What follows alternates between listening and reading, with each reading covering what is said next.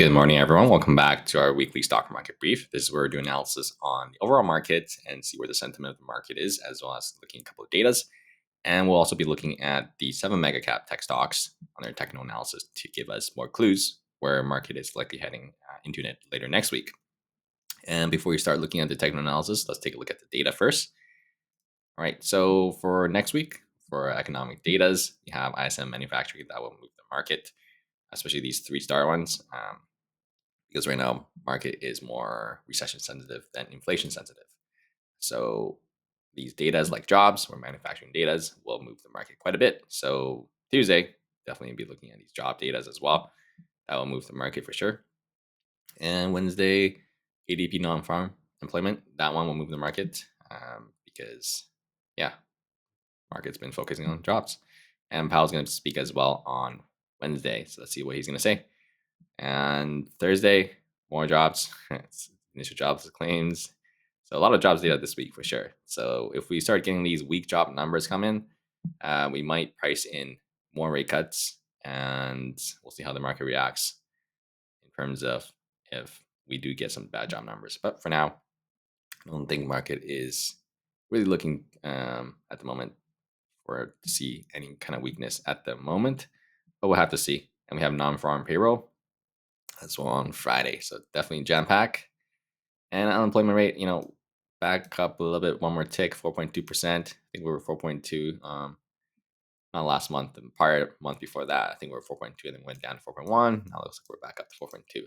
So if this one comes in all of a sudden it comes in 4.5, then we're probably gonna get a red day in the market. So, but for now it's anticipated to be 4.2. So usually it doesn't come in too out of line, maybe like a 4.3 if we get something out of the line.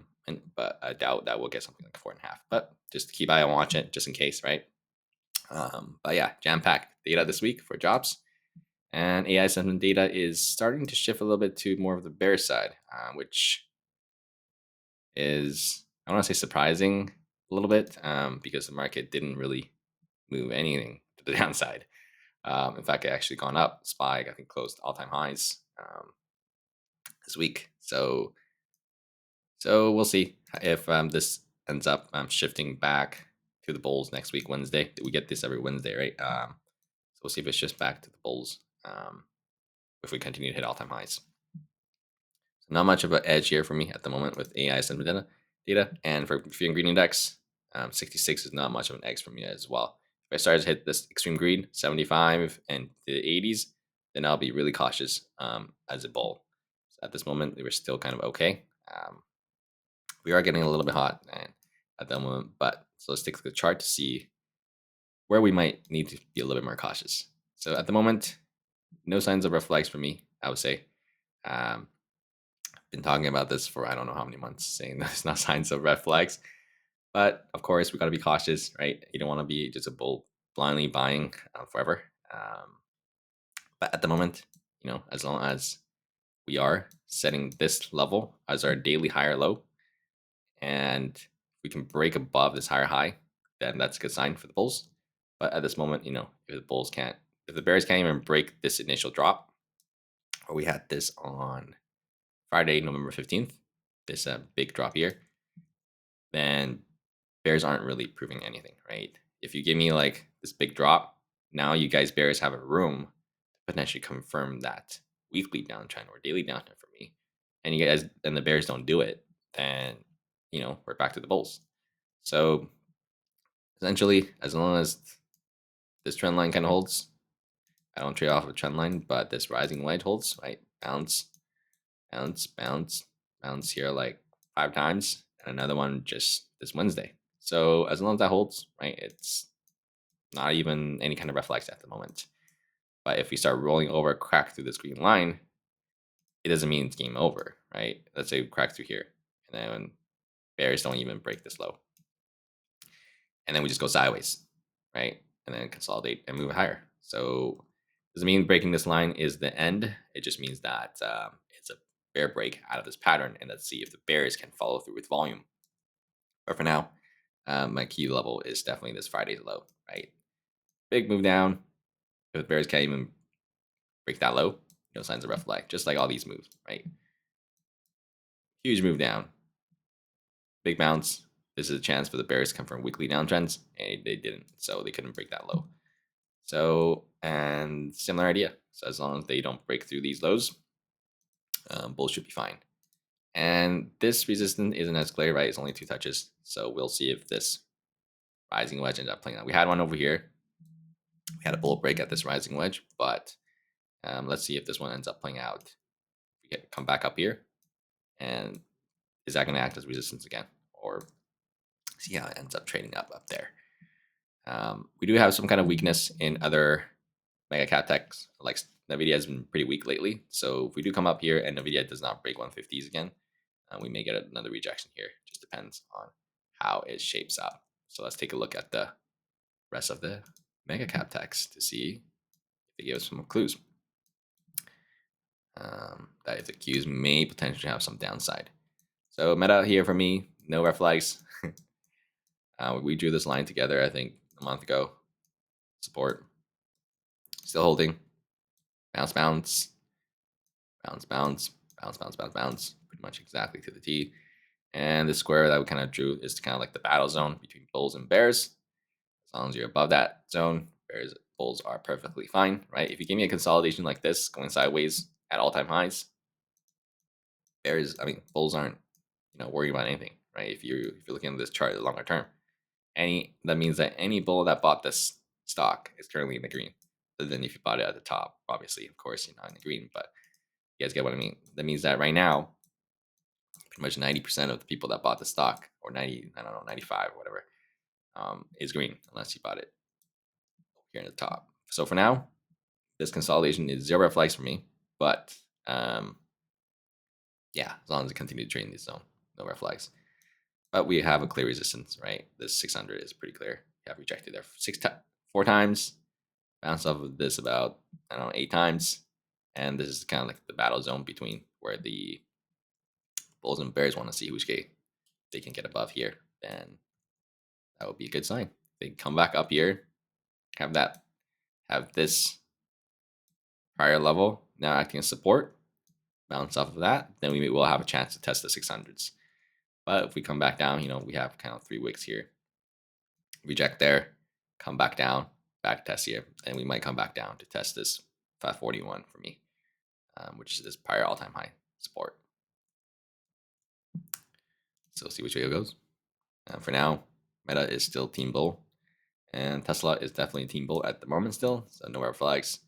A little bit of a triple top here, around here, but nothing to be really considering red flags at this moment. This could just be a ascending triangle that's currently forming. Let's see if we get another pop, and then if we reject there from there again, like a 4 time, then there's probably going to be more of an ascending triangle. Where if we come back down and we make a new higher low, then we might continue to form that. Ascending triangle psychology of it just pretty much just means every dip is going to be a higher low, higher than the prior one. So if we come back down and it starts to crack through this one, then that ascending triangle is gone, and we may probably form a different pattern, maybe a head and shoulders. If we just start dropping straight down next week, then we may form some kind of more of a bearish pattern where it's a head and shoulders, cracks through that level. So we keep watch that Wednesday's low, see if that low holds. So those are the 2 scenarios I'm looking at in terms of the bull or the bear side at this moment. And Amazon, nothing. Yeah, Amazon. So Tesla Team Bull as well. Amazon definitely Team Bull. Reflex. Drew this one, I think, a couple weeks ago. Bounce, bounce, bounce, bounce, bounce, bounce, and continue to hold. So looks like this. So this is kind of like the Qs a little bit, right? A lot of patterns forming. So if this bear breaks, right, it's going to fuel the Qs on that bear break on that rising wedge as well. So let's see if Amazon decides to break new all-time highs. So Q level, right, break above Monday's high. Then we're looking up closer to this 222 for me, around this zone right here. And if this decides to turn around, it needs to break Monday's low for any kind of significance. If it breaks Monday's low, then we have a daily downtrend confirm, and then we'll likely come down to test 187s. This zone for me. So those are 2 scenarios for me. So let's see how it plays out. But right now, no signs of reflex. Daily uptrend intact, and we just made a higher low here. Let's see if we make a higher high next week. All right, let's take a look at Google. So Google is the one that just doesn't. It's more of a red flag for me. Talked about this one where it's gonna form a tiny range, very clear. We're talking about this tiny range for a very long time, and it looks like it's still shaping up. So each move is gonna be within the prior move. So it looks like we are getting that. So let's see how Google tightens up. But must hold for bulls is the 163 low right here. If we start cracking through that, we're probably coming down to closer to 158s, this level. And we want to definitely hold above 168 because of these, where we finally broke out of that, and we came back. And now we're kind of just back testing. Slightly acting as support on Friday. You see that little wick where we test and then popped a little bit. So ideally, we'll come back up to test this 174 zone, but there is some kind of resistance here. Currently, another smaller equilibrium and in the bigger one. So there's a small one here in terms of the big one. So we'll see how this small one ends up tightening up. And if it breaks bull, then that's a good sign for the bulls. And we're looking up to close to the 180s if this breaks bull. That will probably take us another 2 weeks. So at the moment, Google, I would say, is a little bit more of a team bear because of how weak it is compared to every other mega cap tech stocks. And Microsoft doing a whole lot of nothing. We talked about this one where it just nobody really has an edge. This guy, look how choppy it is. Up, down, up, down, up, down, up, and down, right? You really don't know which direction it is other than it's tightening up. Yeah, so it's pretty much just in a tightening range and until it decides to finish tightening up and break out. We don't really have a clear direction from Microsoft. But as long as it's trading this range, right, then we know it's not really affecting the market that much, right? It's not being bearish for the market or it's not being bullish for the market. It just kind of decides which day of the day it is, right? You have some edge if you add it closer to the bottom of the range or short at the top of the range, right? That'll be the only edge you have for a range trade like this. Now, Microsoft is neutral for me, and Apple. So pretty clear resistance right here. Rejection, rejection, rejection, rejection, and we're just right there. So it looked like there is no signs of rejection on Friday when we pretty much touched that level. That means that this ascending triangle might break bull. So we'll see if it breaks bull or not. So it broke above this level, which is the 223 prior resistance here, triple top. And now it's going for this triple top. See if it breaks out. And very clear support over here. So you can see very clear ascending triangle. So if this breaks bull, we'll probably get Qs up into the essentially closer to this 517 zone and retest this all-time high level for me. Right now we're just right underneath this all-time high structure. So if all these mega cap tech starts to bounce, break bull, then we will test this structure. Potentially come up to this level. Yeah, let's see if this could very well pull back Monday, but we don't know at this moment. There's no signs of that. We can come back down here and then decides to continue to tighten up. But for now, this is, I would say, the strongest move other than this one. We may potentially test it. So yeah, this is probably the highest close.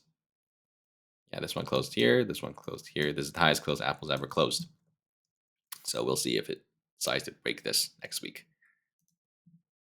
And Nvidia. So Nvidia has been pretty weak compared to every other tech stocks at this moment. So we had that this rising wedge, resistance, resistance, resistance, resistance, resistance, five times here. So we talked about this last week, rejected here and clear support here. So bounce, bounce, bounce, bounce. Tried to bounce there and then broke through bearish. So we got a little bit of follow through, right? 4% plus another, let's see, got about 7.5% follow through. So I wouldn't say that's no follow through. That we had bear volume come in here, bear volume increasing, and a little bit of follow through on this rising wedge bear break. But for me, bears still need to prove it, right? Big move down. Let's see if we make a higher low, sorry, lower high on the daily time frame and make a lower low. If we do make a lower high, instead of lower high and not, V shape again to 150,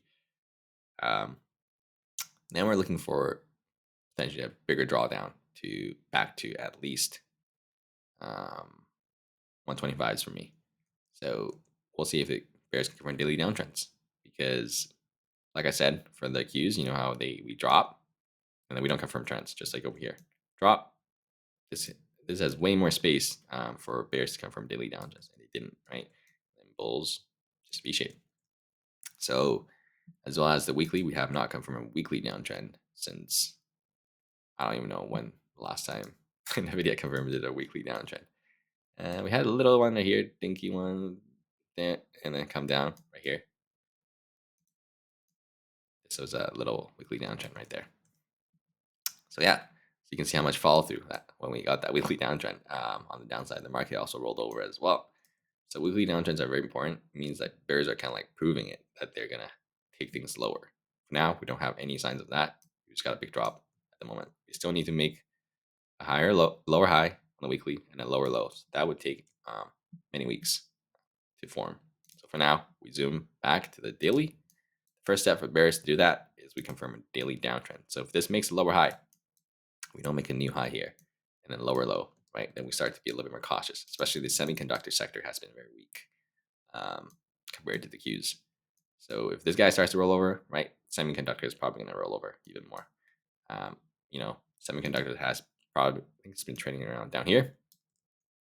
While this is Nvidia is going up, right? So imagine if Nvidia starts to roll over, semiconductor is probably going to be pretty dragged down by it at this moment.